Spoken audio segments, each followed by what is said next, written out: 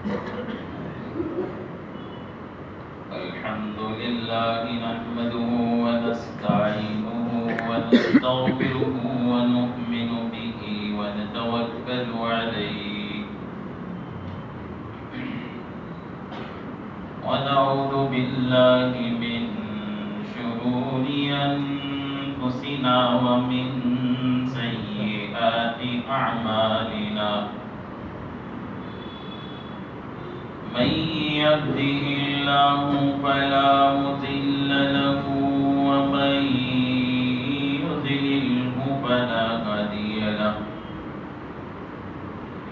ونشهد أن لا إله إلا الله وحده لا شريك له ونشهد أن سيدنا وسندنا وحبيبنا ونبينا مولانا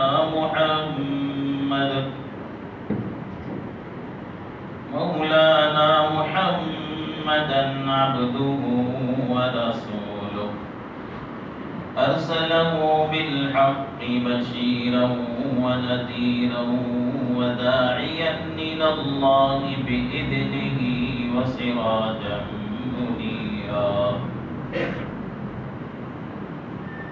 صلى الله على النبي وآله وأصحابه وبارك وسلم تسليما كثيرا كثيرا أما بعد فقد قال الله تبارك وتعالى في القرآن المجيد والفرقان الحميد أعوذ بالله من الشيطان الرجيم بسم الله الرحمن الرحيم وما أرسلناك إلا رحمة للعالمين آمنت بالله صدق الله مولانا العظيم وصدق رسوله النبي الكريم ونحن على ذلك من الشاهدين والشاكرين والحمد لله رب العالمين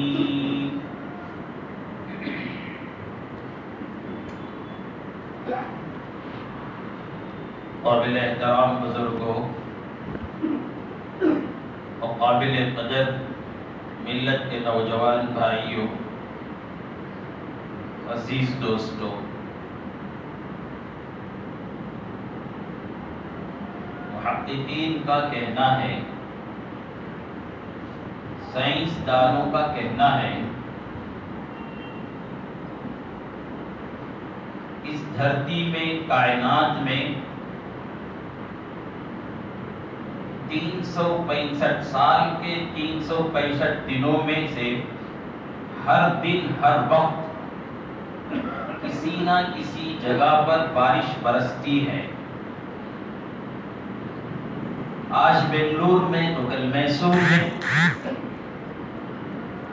کبھی کرناٹک میں تو کبھی تمل ناڈو میں، کبھی ہندوستان میں تو کبھی پاکستان، افغانستان، انگلستان، ترکستان میں، کبھی جنگلوں میں تو کبھی سمندروں میں، بہرحال ہر دن، ہر جگہ، کسی نہ کسی جگہ بارش برستی ہے۔ وہ اسی پر اکتفا نہیں کرتے، آگے چل کر اور یہ کہتے ہیں قدرت نے ایسا نظام بنایا ہے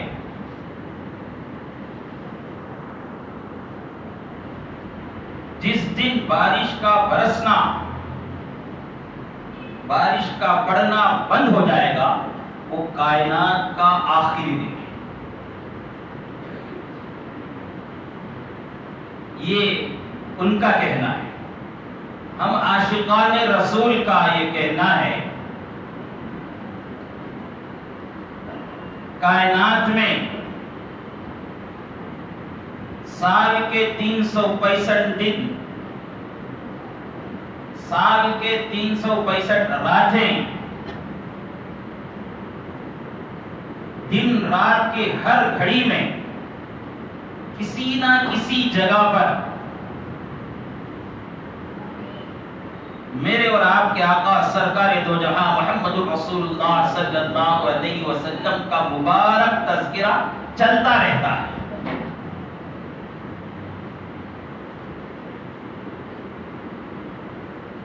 کہیں آپ کی ولادت مبارکہ کا تذکرہ، کہیں آپ کی وفات کا تذکرہ، کہیں آپ کی کتاب کا تذکرہ، کہیں آپ کے معجزات، آپ کے کمالات، آپ کی سخاوت، کہیں آپ کی شجاعت، کہیں آپ کی عدالت، کہیں آپ کی شفاعت، کہیں آپ کی صورت، کہیں آپ کی سیرت، کہیں آپ کے کمالات، کہیں آپ کے تعلیمات کا تذکرہ چلتا رہتا ہے۔ کہیں آپ کے مبارک گھرانے کا تذکرہ،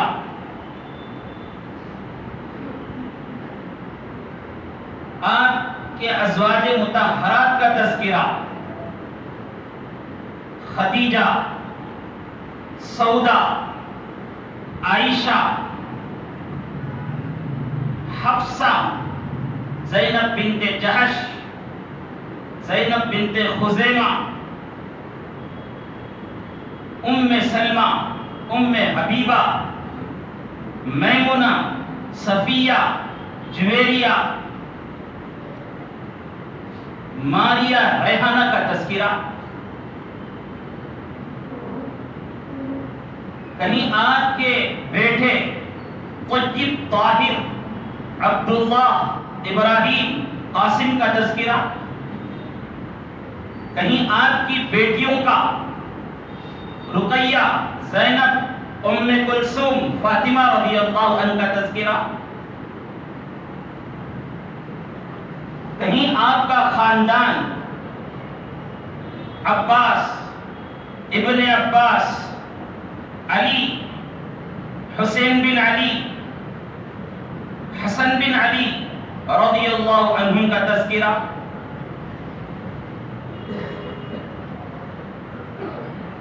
ہمارا یہ کہنا ہے جس دن سرکار دو جہاں محمد رسول اللہ صلی اللہ علیہ وسلم کا مبارک تذکرہ ختم ہوگا وہ کائنات کا آخری دن ہوگا۔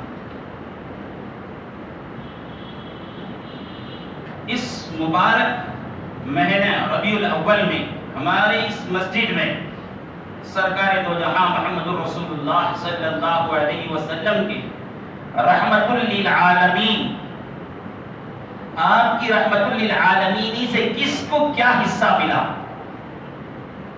یہ عنوان چل رہا ہے۔ بات آئی تھی آپ کی رحمت سے فرشتوں کو، ملائکہ کو حصہ ملا، آپ کی رحمت سے انسانوں کو، جنوں کو، جانوروں کو حصہ ملا، آپ کی رحمت سے معاشرے کے ہر فرد کو حصہ ملا، آپ کی رحمت سے معاشرے میں ماں باپ، میاں بیوی کو کیا حصہ ملا، گزشتہ جمعہ آپ کے سامنے بات آئی۔ آج کی اس جمعہ میں رحمت للعالمین سے اولاد کو کیا حصہ ملا، بچوں کو کیا حصہ ملا، اس عنوان پر کچھ باتیں عرض کرنے کا ارادہ ہے۔ دعا فرمائیے اللہ رب العالمین اس عنوان کے حق کو ادا کرنے کی ہمیں توفیق نصیب فرمائے۔ زمانے جاہلیت کا یہ حال تھا، لوگ بچوں سے پیار سے پیش نہیں آتے تھے، بلکہ پیار کرنا، محبت سے بات کرنا، نرمی سے بات کرنا، اپنی شجاعت اور بہادری کے خلاف سمجھتے تھے۔ رسول اللہ صلی اللہ علیہ وسلم کی خدمت میں ایک مرتبہ ایک بچے کو لایا گیا، آپ اسے بوسہ دیے، آپ اسے چومنے لگے تو پاس میں ایک دیہاتی بیٹھے تھے، انہوں نے کہا یا رسول اللہ آپ بھی بچوں کو بوسہ دیتے؟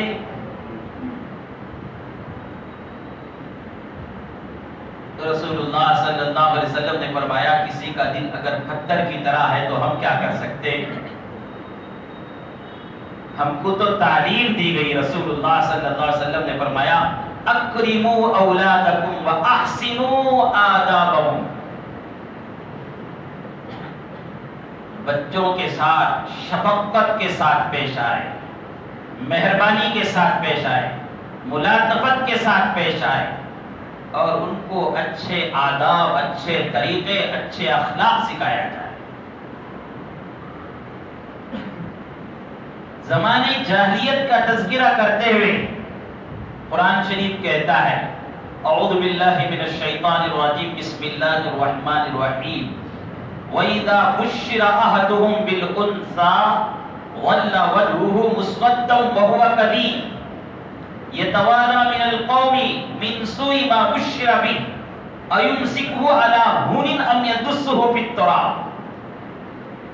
زمانے جاہلیت میں گھر میں بیٹی کا پیدا ہونا قابل نفرت بات تھی، بہت برا سمجھا جاتا تھا۔ جب اطلاع دی جاتی، بتائی جاتی بات کہ تمہیں بیٹی پیدا ہوئی ہے، قرآن کہتا ہے ظل وجهه مسودا، اس کا چہرہ کالا پڑ جاتا، پیلا پڑ جاتا، زرد پڑ جاتا تھا۔ وَهُوَ كَظِيمٌ، وہ غصے سے غم سے گھٹنے لگتا تھا۔ يَتَوَارَىٰ مِنَ الْقَوْمِ مِنْ سُوءِ مَا بُشِّرَ بِهِ، لوگوں سے چھپ چھپ کر پھرتا تھا اس خبر کی وجہ سے جو اسے دی گئی کہ تمہیں بیٹی پیدا ہوئی۔ لوگوں سے چھپ چھپ کر پھرتا تھا اور یہ سوچتا تھا اَيُمْسِكُهُ عَلَىٰ هُونٍ، کیا میں اس ذلت کو برداشت کر کے اپنے پاس رکھ لوں، أَمْ يَدُسُّهُ فِي التُّرَابِ، یا اسے مٹی کے اندر زندہ درگور کر دوں۔ یہ زمانے جاہلیت کی تصویر قرآن شریف نے کھینچی ہے۔ سرکار دو جہاں محمد رسول اللہ صلی اللہ علیہ وسلم کے پاس ایک صحابی آتے، سنن دارمی میں روایت منقول ہے، البتہ اس روایت سے متعلق بہت سے لوگ صحابی کا نام دحیۃ الکلبی بھی بیان کرتے، لیکن روایت میں ان کا نام منقول نہیں ہے اور محققین نے اس کا تذکرہ بھی نہیں کیا ہے، البتہ ایک صحابی کا تذکرہ ہے۔ ایک صحابی رسول اللہ صلی اللہ علیہ وسلم کی خدمت میں آئے اور رسول اللہ صلی اللہ علیہ وسلم سے کہنے لگے یا رسول اللہ ایک وقت وہ تھا کہ ہم پتھروں کی پوجا کرتے تھے، بتوں کی عبادت کرتے تھے، اور گھر میں بیٹیاں پیدا ہوتی تو ہم اسے زندہ دفن کر دیتے تھے۔ اور وہ صحابی یہ بول رہے تھے، ان کے آنکھوں سے آنسو بھی جا رہے تھے۔ رسول اللہ صلی اللہ علیہ وسلم نے پوچھا رو کیوں رہے؟ کہنے لگے یا رسول اللہ وہ زمانہ مجھے یاد آ رہا ہے کہ میں سفر سے واپس آیا، سفر سے جاتے ہوئے مجھے اطلاع ملی تھی میری بیوی حاملہ ہے، تو میں نے اسے تاکید کر کے گیا تھا کہ بیٹا پیدا ہونا ہے تبھی اس کو گھر میں رکھنا، اگر بیٹی پیدا ہوئی تو اسے دفن کر دو، میں اسے برداشت کرنے کے لائق نہیں ہوں، میں یہ ذلت نہیں رکھ سکتا۔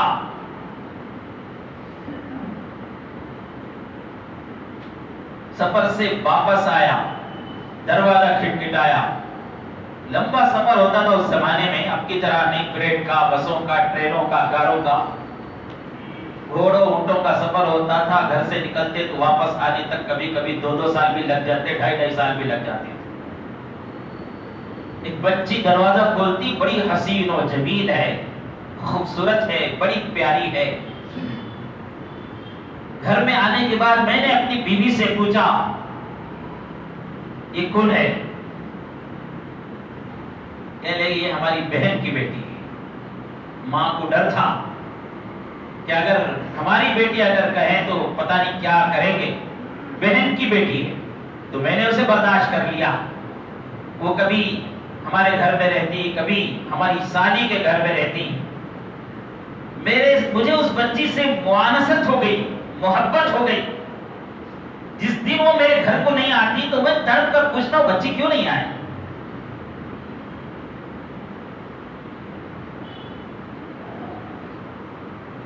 جب مجھے اس سے موانست ہو گئی، محبت ہو گئی، جب میری بیوی کو یہ بات سمجھ میں آنے لگی کہ اب یہ اسے قبول کر لیں گے، تو ایک دن میری بیوی نے مجھ سے کہا کہ یہ بچی کسی اور کی نہیں، ہماری ہی ہے. اس سفر میں جب گئے تھے آپ، اس وقت پیدا ہوئی تھی. آپ نے یہ نصیحت، یہ بات بتائی تھی، مجھے تاکید کی تھی کہ بیٹا پیدا ہوا تو رکھنا، نہیں تو مار دینا. میں اس ڈر سے آپ کو نہیں بتائی تھی. تو صحابی کہتے مجھے یہ سننا تھا زمانے جاہلیت کا تذکرہ کرتے ہوئے کہ میرا دل بھڑک اٹھا، جاہلیت کی آگ سلگ اٹھی. اور وہ کہتے ہیں کہ میں قبیلے کا سردار تھا. ہمارے خاندان میں یہ ہوتا تھا، ہمارے قبیلے میں یہ ہوتا تھا کہ بچیاں پیدا ہوتے تو فوراً دفن کر دیا جاتا تھا. اور وجہ بیان کرتے تھے کہ بچی جیے گی، بڑی ہوگی تو اسے کسی لڑکے کے پاس شادی کر کے دینا، اور لڑکا ہمارا داماد بنے گا، اور داماد کے نخرے برداشت کرنا یہ ہم سے نہیں ہو سکتا. اس لیے بچوں کو پیدا ہوتے ہی زندہ دفن کر دیا جاتا تھا، یہ رواج تھا. اور میں اس پہ بڑھ چڑھ کر آگے رہتا تھا. میرے دل میں خیال پیدا ہو گیا بچی سے اب محبت بھی ہو گئی ہے، پیار بھی ہو گیا ہے بیٹی سے، لیکن یہ خاندانی رواج ہے. اگر میں ادھر برداشت کروں تو لوگ کیا کہیں گے؟ سب کو تو کہتا ہے یہ عمل نہیں کرتا. میرا دل اور دماغ دونوں بھی آپس میں لڑتے رہے، یہاں تک کہ میرے دماغ نے کہا کہ مجھے ہمارے خاندانی رواج اور قبیلے کے طریقے کو اپنانا چاہیے. لہذا میں اس بچی کو اپنے ساتھ لے کر گیا. بعض روایتوں میں آتا ہے ساتھ میں کلہاڑی بھی لے کر گئے، گڑھا کھودا. بچی پوچھنے لگی بیٹی کیا ابا جان کیا کر رہے ہیں؟ آپ کو پسینہ گر رہا ہے، آپ کو دھوپ لگ رہی ہے، آپ آ جاؤ نا چھاؤں میں. وہ صحابی کہتے میں نے ان کی بچی کی بات انسنی کر دیا، کھودتا رہا. یہاں تک کہ جب گڑھا پورا ہو گیا تو میں نے بے رحمی کے ساتھ اس بچی کو ڈھکیل دیا. بعض روایتوں میں آتا ہے بوڑی تھی، کنواں تھا، اس میں ڈھکل دیا، اور اس کے آخری الفاظ تھے یا بتا، یا بتا، اے میرے ابا جان تم کیا کر رہے ہو. یہ جملہ سننا تھا. رسول اللہ صلی اللہ علیہ وسلم کی آنکھوں میں آنسو آ گئے اور رونے لگے. پاس میں بیٹھے ہوئے صحابی نے ان کو ہاتھ دبا کر کہا بس کرو تمہارے واقعے کو، تمہارے اس واقعے کی وجہ سے ہمارے نبی کو رونا آ گیا، غمگین ہو گئے. تو رسول اللہ صلی اللہ علیہ وسلم نے فرمایا چھوڑو اس کو، بولنے دو، وہ جس بات سے پریشان ہے وہ سنا رہا ہے ہمارے پاس. پھر رسول اللہ صلی اللہ علیہ وسلم نے اس صحابی سے کہا کہ وہ واقعہ پھر سناؤ. پھر وہ صحابی شروع سے سنانے لگے. پھر ختم ہوا تو پھر کہا کہ پھر سناؤ. وہ سناتے تھے، وہ روتے تھے. نبی صلی اللہ علیہ وسلم سنتے تھے، روتے تھے. وہ صحابی نے پوچھا یا رسول اللہ کیا یہ میرا گناہ معاف ہو سکتا ہے؟ رسول اللہ صلی اللہ علیہ وسلم نے فرمایا اسلام کی برکت سے زمانے جاہلیت میں تم سے جو گناہ ہوا وہ اللہ معاف فرما دیا. اور اس کے بعد مجمع سے خطاب کرتے فرمایا من عال جاریتین حتی تبلغا جاء یوم القیامہ هو وانا کہاتین ذم رسول اللہ صلی اللہ علیہ وسلم ذم اصابع رسول اللہ صلی اللہ علیہ وسلم. رسول اللہ صلی اللہ علیہ وسلم نے اس وقت دنیا والوں کو یہ تعلیم دی، بیٹیوں کے لیے یہ رحمت کے طور پر برسی. رسول اللہ صلی اللہ علیہ وسلم نے اپنی رحمت سے یہ حصہ دیا دنیا کی بیٹیوں کو. لوگوں، تم میں سے کسی کو اللہ تعالیٰ 2 بیٹیاں دے، تم میں سے کسی کو اللہ تعالیٰ 2 بیٹیاں دے، وہ ان کو پالا پوسا بڑا کیا. بعض روایتوں میں آتا ہے کہ بیٹوں کو بیٹیوں پر ترجیح نہیں دیا، یعنی بیٹے بھی تھے بیٹیاں بھی تھیں. بیٹے مجھے کام آنے والے ہیں، بیٹا میرے جنازے میں کھانا دینے والا ہے، بیٹا میرے بڑھاپے میں سہارا بننے والا ہے، اس لیے اسے زیادہ ترجیح. اور بیٹی کا تو بوجھ ہے، اسے تو پیسہ خرچ کر کے دوسرے کے حوالہ کرنا ہے، اس وجہ سے اسے ذرا محبت میں کمی، اس کے ترجیح دینے میں ذرا کمی ایسا نہیں کیا، بلکہ برابر انصاف کا معاملہ کیا، بیٹے کے ساتھ بھی بیٹی کے ساتھ بھی. رسول اللہ صلی اللہ علیہ وسلم نے فرمایا جاء یوم القیامہ، وہ قیامت کے دن اس حال میں آئے گا انا وہو کہاتین. رسول اللہ صلی اللہ علیہ وسلم نے اس طرح اشارہ کر کے فرمایا کہ میں اور وہ ذم رسول اللہ صلی اللہ علیہ وسلم، پھر دونوں انگلیوں کو ملا کر کہا کہ میں اور وہ جنت میں اس طرح رہتے. آپ کی رحمت سے بیٹیوں کو حصہ ملا. اما عائشہ رضی اللہ عنہا روایت کرتی ہے ایک مرتبہ میں گھر میں تھی، ایک سائل عورت مانگنے والی آ گئی. اما عائشہ فرماتی ہے میں گھر میں جا کر دیکھی تو میرے پاس صرف 3 کھجور تھے. میں نے وہ 3 کھجور اس بچی اس عورت سائل کو دے دیا. ماں نے ایک کھجور ایک بیٹی کو دیا، اس کے ہاتھ میں 2 بچیاں تھیں، اس کے ہاتھ میں ایک کھجور دیا، ایک بچی کے ہاتھ میں ایک کھجور دیا، اور ایک کھجور کھانا چاہتی تھی. ان میں سے ایک بیٹی نے ماں کے پاس دوبارہ مانگا.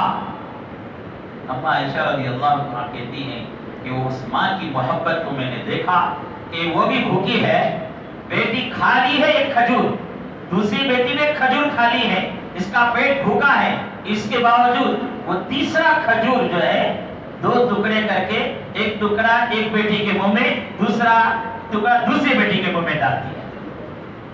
مجھے اس واقعے کو دیکھ کر بڑا عجیب معلوم ہوا، ماں کی محبت سے بڑا مجھے پیار آیا. رسول اللہ صلی اللہ علیہ وسلم گھر کے اندر داخل ہوئے کہیں سے، میں نے رسول اللہ صلی اللہ علیہ وسلم کو پورا واقعہ سنایا. آج میرے ساتھ ایسا ہوا کہ ایک عورت سائل آئی تھی، سائلہ مانگنے والی آئی تھی. میں نے میرے گھر میں صرف 3 کھجور تھے، ایک روایت میں صرف 1 کھجور تھا، اس نے آدھا کر کے کھلا دیا. رسول اللہ صلی اللہ علیہ وسلم نے سنا اور فرمایا اے عائشہ وہ 2 بچیاں اسے جہنم میں جانے سے آڑ بن جائیں. عزیز و بزرگوں، دنیا کی بیٹیوں کو محمد رسول اللہ صلی اللہ علیہ وسلم سے یہ رحمت کا حصہ ملا ہے. لیکن بیٹیاں اسی وقت ہمارے لیے رحمت بنے گی، بیٹیاں اسی وقت ہمارے لیے برکت بنے گی ایک تو ہم ان کو محبت کی نظر سے دیکھیں، ان کے ساتھ انصاف کا معاملہ کریں، ان کو کبھی بوجھ نہ سمجھیں، ان کو کبھی نفرت کی نظر سے نہ دیکھیں، کبھی ان کو حقارت کی نظر سے نہ دیکھیں، کبھی ان پر تانا نہ دیں. کبھی بچی کا حال شادی کے بعد ایسا ہوا کہ وہ چھوٹ کر ہمارے گھر کو دوبارہ آ گئی تو اس سے بیزارگی کا اظہار نہ کریں، بلکہ اس کے سر کے اوپر ہاتھ رکھ کر کہیں بیٹی تیرے شوہر کا سہارا گیا تو کیا ہو گیا، میں پھر بھی تمہارا سہارا ہوں اللہ کے بعد. ان کو محبت سے دیکھیں. ایک تو یہ، دوسرا بیٹیاں اسی وقت رحمت ہیں، اسی وقت برکت ہیں جبکہ ان بیٹیوں کو صحیح تربیت کی گئی ہو، صحیح تعلیم دی گئی ہو، صحیح دین کی تعلیم سکھایا گیا. ورنہ یاد رکھو یہ بیٹیاں رحمت نہیں بلکہ دنیا میں ہمارے لیے عزت کا جنازہ نکالنے والی ہوں گی. یہ بیٹیاں کبھی ہمارے لیے اللہ حفاظت فرمائے آخرت میں بھی جہنم کے لیے ذریعہ بن جائیں گی۔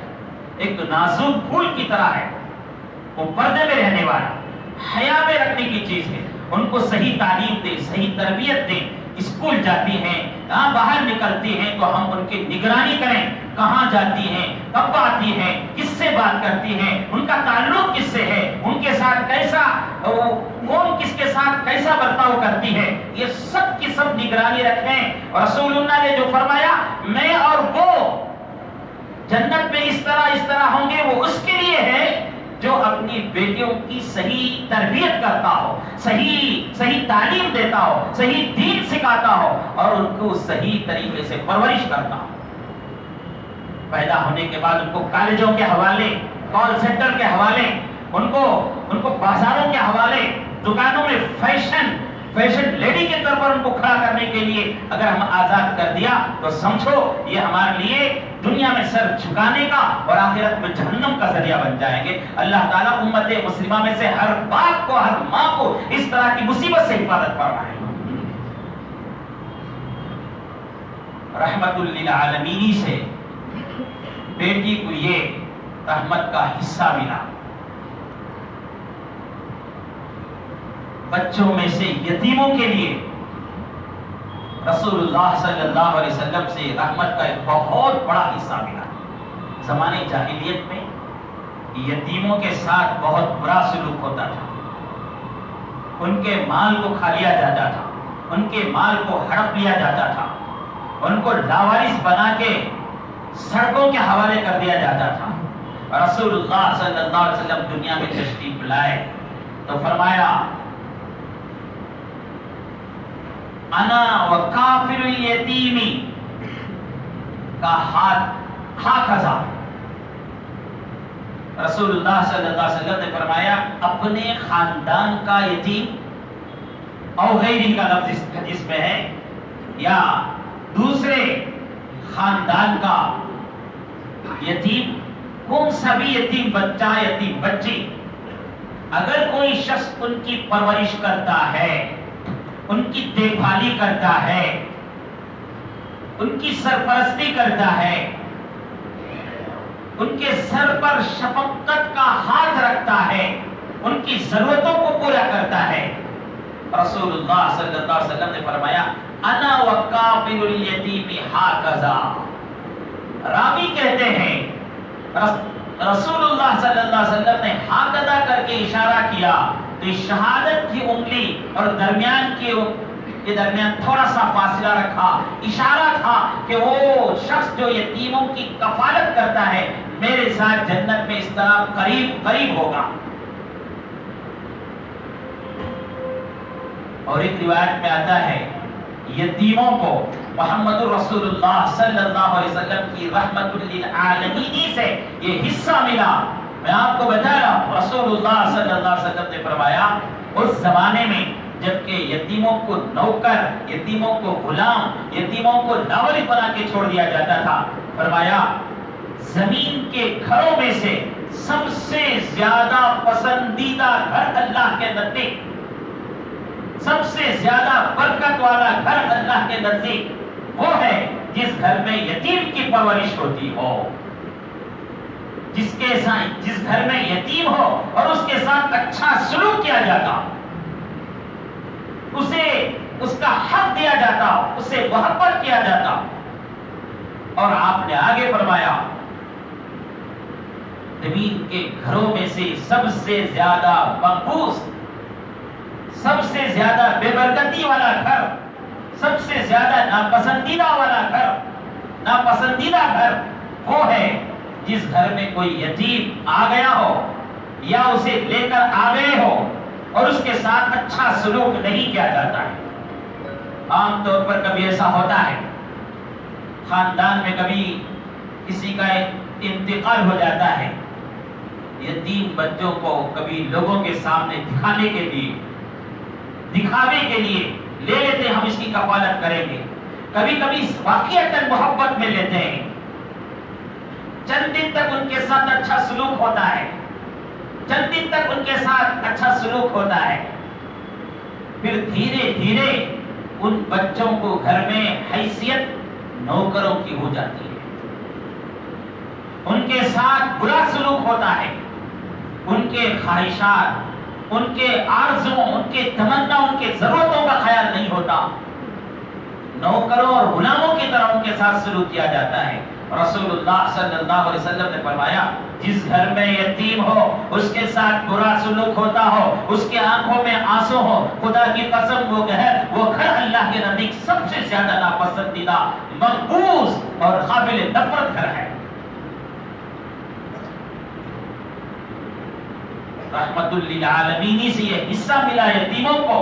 رسول اللہ صلی اللہ علیہ وسلم نے فرمایا کوئی شخص کسی یتیم کے سر پر شفقت سے ہاتھ رکھتا ہے تو جتنے اس کے سر پر بال ہیں، جہاں تک اس کا ہاتھ پہنچا، اللہ رب العالمین اتنے نیکیاں اس کے دفتر نامہ اعمال میں لکھا دیتے ہیں۔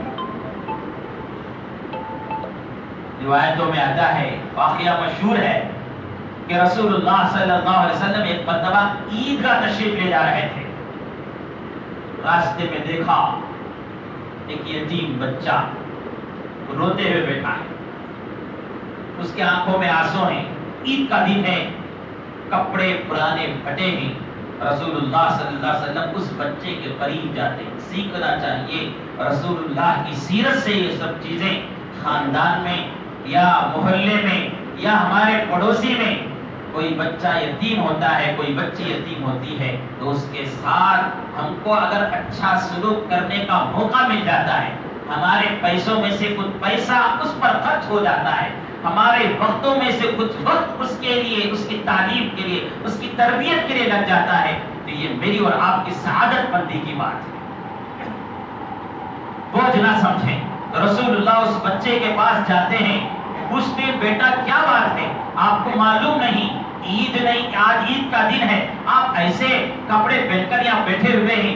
وہ کہتا ہے میں کیا بتاؤں، میں یتیم مدینہ ہوں، میرے باپ جہاد میں جا کر شہید ہو گئے، میری ماں دوسری شادی کر لی اور میرے دوسرے باپ کو، میرے مہندرے باپ کو میں قبول نہیں ہوا، مجھے گھر سے نکال دیا گیا، میں اس لیے یہاں بیٹھا ہوا ہوں۔ رسول اللہ صلی اللہ علیہ وسلم اسے ہاتھ پکڑ کر ساتھ میں لے جاتے ہیں، اما عائشہ رضی اللہ عنہا سے کہتے ہیں اسے نہلاؤ دلاؤ، فاطمہ کو پیغام بھیجتے ہیں، فاطمہ کیا حسین حسین کے کوئی اچھے کپڑے ہیں تمہارے پاس؟ حضرت فاطمہ رضی اللہ عنہا اچھے کپڑے رسول اللہ صلی اللہ علیہ وسلم کی خدمت میں بھیجتی ہیں، اما عائشہ پانی ڈھلاتی ہے، اب حضرت فاطمہ رضی اللہ عنہا سے کپڑے پہناتی ہیں، اس کے بعد رسول اللہ صلی اللہ علیہ وسلم اسے لے جاتے ہیں، دائیں جانب اس حسین ہیں، بائیں جانب حسین ہیں، اس بچے سے رسول اللہ پوچھتے ہیں بیٹا جب تمہارے باپ زندہ تھے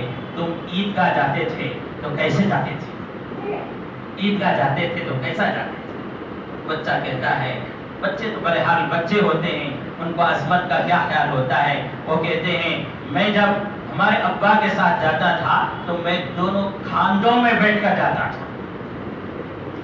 روایتوں میں بات منقول ہے رسول اللہ صلی اللہ علیہ وسلم بیٹھتے ہیں اور اسے اپنا کھاندا جھکاتے ہیں، وہ بچہ دو کھاندوں کے درمیان اپنے پیر لٹکائے ہوئے بیٹھتا ہے، رسول اللہ کے سر کو پکڑے ہوئے، دائیں جانب حسن ہے، بائیں جانب حسین ہے۔ روایتوں میں منقول ہے اسی حالت میں عیدگاہ میں گئے، آپ جب عیدگاہ میں جا کر ممبر پر بیٹھتے ہیں، اس بچے کو اتارا، لوگوں نے جب سیٹ کرنا چاہا، کنارہ کرنا چاہا، رسول اللہ نے فرمایا چھوڑ دو اسے، جہاں بیٹھتا ہے بیٹھنے دو۔ وہ بچہ چڑھ کر سیڑھیوں میں ممبر میں رسول اللہ صلی اللہ علیہ وسلم کے بازو میں آ کر بیٹھتا ہے، تو رسول اللہ نے اس وقت اپنی رحمت کا حصہ یتیموں کو دیتے ہوئے فرماتے ہیں انا و کافر الیتیمی ہاکذا، میں اور کافی یتیم کی کفالت کرنے والا، یتیم کی دیکھ بھالی کرنے والا، یتیم کے ساتھ محبت کرنے والا، یتیم کے ساتھ پرورش کرنے والا جنت میں اس طرح قریب ہوں گے۔ یہ سبق دیا ہے محمد رسول اللہ صلی اللہ علیہ وسلم نے۔ عزیز و بزرگوں، کبھی ایسا ہوتا ہے، کبھی ہمارے خاندان میں ہو جاتا، کبھی ہمارے محلے میں، ہمارے معاشرے میں ہو جاتا، بڑی محبت کے ساتھ ماں باپ پالتے رہتے ہیں بچے کو، اچانک ماں کا سایہ بھی اڑ گیا، باپ کا سایہ بھی اڑ گیا، اور وہ بچے یتیم ہیں، اب ہم جو خاندان کے ہوتے ہیں، ہم جو محلے کے ہوتے ہیں، اب صرف تماشا ہی بن کر نہ رہ جائے. کبھی آئے تو 2 لقمے ان کے کھلا دیے، کبھی آئے تو 1 جوڑا دلا دیا، کبھی آئے تو ان کو کچھ پیسہ چاکلیٹ وغیرہ دے دیا. اتنا سے بس نہ کریں، بلکہ ان بچوں کے کھانے پینے، تعلیم، تربیت کے لیے سنجیدہ ہو جائے. سمجھیں، غور کریں، یہ سعادت مندی سمجھیں. اس بچے کی بالغ ہو جانے تک میں پرورش کر دیا تو رسول اللہ صلی اللہ علیہ وسلم کے ساتھ جنت میں رہوں گا. مجھے موقع مل رہا ہے، میں اسے کیوں چھوڑوں؟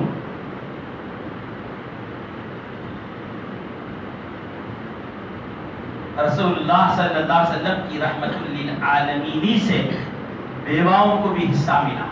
بخاری مسلم شریف کی روایت ہے. حضرت ابو ہریرہ رضی اللہ عنہ روایت کرتے ہیں، جناب محمد رسول اللہ صلی اللہ علیہ وسلم نے فرمایا،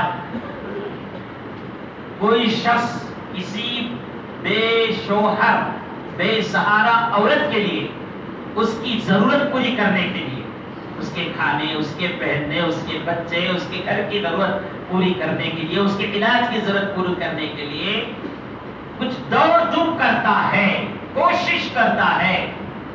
اور یہ سب باتیں ہمارے ساتھ معاشرے میں پیش آنے والی چیزیں ہیں بھائیوں، عزیزوں، یہ سب پیش آنے والی چیزیں ہیں، اور ان باتوں پر عمل کر کے ہم جنت کے لیے جنت کا اپنا ٹھکانہ بنا سکتے ہیں. تو رسول اللہ صلی اللہ علیہ وسلم نے کیا فرمایا سنو، کوئی شخص کسی بیوہ بے سہارا عورت کی ضرورت پوری کرنے کے لیے دوڑ دھوپ کرتا ہے پاکیزہ نیت سے. ہاں، پاکیزہ نیت سے. بیوہ ہے بول کے نگاہ میں خرابی، نیت میں خرابی نہ لائیں، بلکہ پاکیزہ نیت سے، پاکیزہ نگاہوں سے، نگاہوں کی حفاظت کرتے ہوئے اگر دوڑ دھوپ کرتا ہے تو رسول اللہ صلی اللہ علیہ وسلم نے فرمایا وقت پر جہاد کرنے کے برابر اسے ثواب ملے گا. راوی کہتے ہیں مجھے یہ بھی یاد پڑتا ہے رسول اللہ صلی اللہ علیہ وسلم نے فرمایا اس بے سہارا کی مدد کرنے کی وجہ سے قائم اللیل، رات میں تہجد پڑھنے والوں کے برابر ثواب ملے گا. راوی کہتے ہیں مجھے یہ بھی خیال پڑتا ہے کہ رسول اللہ نے فرمایا صائم الدہر، زندگی بھر روزہ رکھنے والوں کو جو ثواب ملتا ہے وہ ثواب اس سے بھی ملے گا. میرے عزیز و بزرگوں، میرے اور آپ کے آقا محمد رسول اللہ صلی اللہ علیہ وسلم اپنے خاندان کے لیے، اپنے گھر کے لیے، اپنے محلے کے لیے، اپنے ملک کے لیے، اپنی قوم کے لیے رحمت بن کر آئے تھے. ہم رحمت کو والا بیان سنتے ہیں، ہمارے اندر بھی وہ مزاج پیدا کرے کہ ہم بھی اپنے گھر کے لیے، اپنے خاندان کے لیے، اپنے محلے کے لیے، اپنے ملک کے لیے اور اپنی قوم کے لیے، سارے عالم کے لیے رحمت بن کر زندگی گزاریں. ہم جو ہے زحمت نہ بنیں، کسی پر بوجھ نہ بنے. آج کے اس بیان سے یہی سبق ملتا ہے کہ رحمت للعالمین سے ہم کو یہ سبق ملا کہ ہم رحمت بنیں، زحمت نہ بنے کسی پر.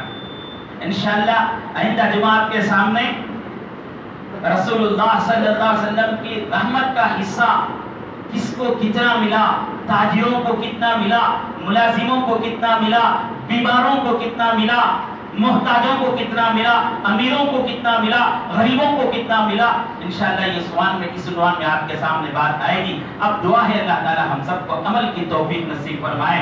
آخر میں آپ سب حضرات کے سامنے اعلان